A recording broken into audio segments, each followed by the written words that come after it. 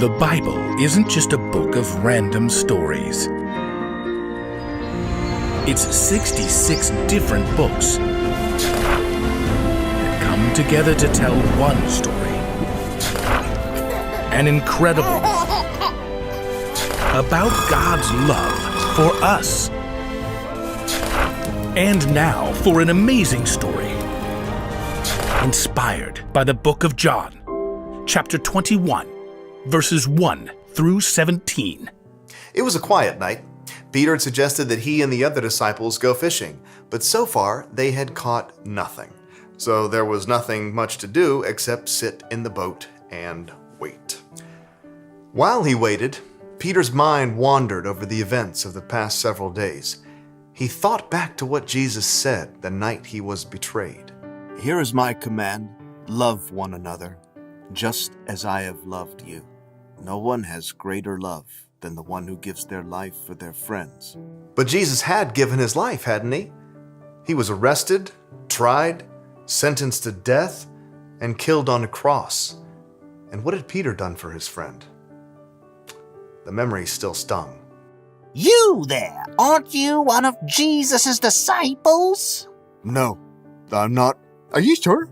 You look familiar. You don't know Jesus? Nope, not me. Yeah. Didn't I see you with Jesus in the garden? Listen to me. I'm telling you, I don't know Jesus. When Jesus was arrested, Peter ran to protect his own life. He pretended not to know who Jesus was. Some friend he turned out to be. Peter stirred. The sun peeked out over the horizon.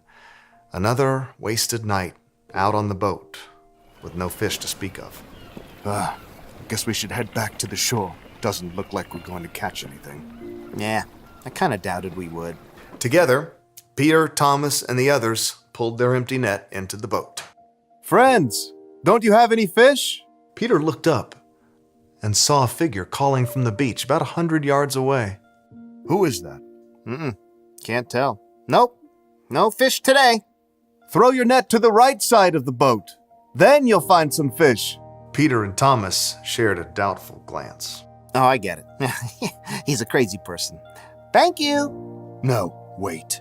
Peter recalled another time years ago when he was told to cast his net out of the boat after a long night of catching nothing. But the more he thought about it, that voice on the beach had a very familiar ring to it. Throw the net one more time. Two crazy people. Just try it.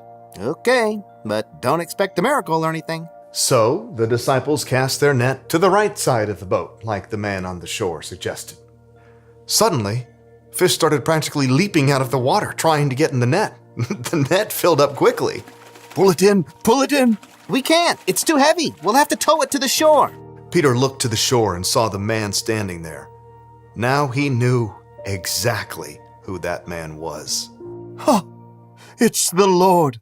Peter put on his coat and leapt into the water. He quickly swam to shore while the others followed behind in the boat, towing the net full of fish as they came. Peter climbed out of the water, soaking wet. He was surprised to see that Jesus had already built a fire, with fish already cooking. Bring some of the fish you caught. You bet. As the boat neared the shore, Peter climbed back in and started dragging the net full of fish back onto the beach. You want some help with that? I got it. Though the net was full enough to burst, it stayed strong, carrying over 150 fish. Come and have breakfast. Jesus called, and his disciples gathered around the fire to see their friend. It was the third time they had seen him since he rose from the dead, but they were still very much in awe. Here, have some bread. Together, they shared bread and fish. Peter watched and ate, drying by the fire, wondering if Jesus had known that Peter had denied knowing him 3 times. After they finished dinner, Jesus invited Peter to walk with him. Simon, son of John, do you love me more than these others do? Peter winced. Jesus called him by his full name. He must be in trouble. Yes, Lord, you know I love you. Feed my lambs. They walked on a bit further before Jesus asked him again. Simon, son of John, do you love me? Well, yes, Lord, you know I do. Take care of my sheep. They walked further still, and then Jesus stopped. He put a hand on Peter's shoulders. and looked him in the eyes. Simon, son of John, do you love me? Peter was saddened. Jesus had asked him the same question 3 times. Lord, you know everything. You must know that I love you. Feed my sheep. Peter listened to what Jesus was telling him. Feed my lambs. Take care of my sheep. Feed my sheep. Jesus wasn't mad at Peter. In fact, he wanted Peter to help take care of his fellow believers in Christ.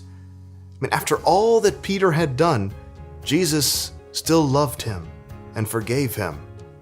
And soon, Jesus would be gone again, ascending into heaven, and Peter would spend the rest of his life sharing the good news with others, teaching people how to love and forgive, the same way that Jesus had also loved and forgiven him.